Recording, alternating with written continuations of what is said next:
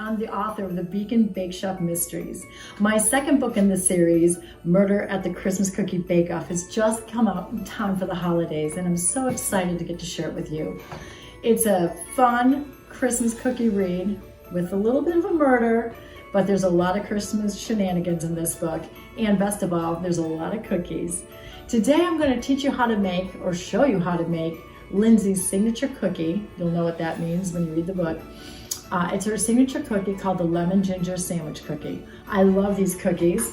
One recipe makes 4 dozen, nearly, well, 4 dozen, sometimes over, depending on who's eating them in the kitchen. These are delicious cookies.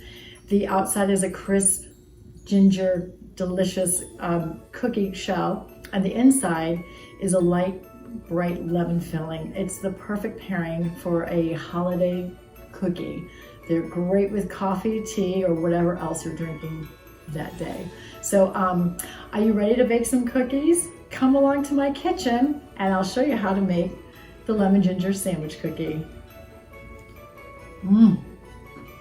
I can't wait.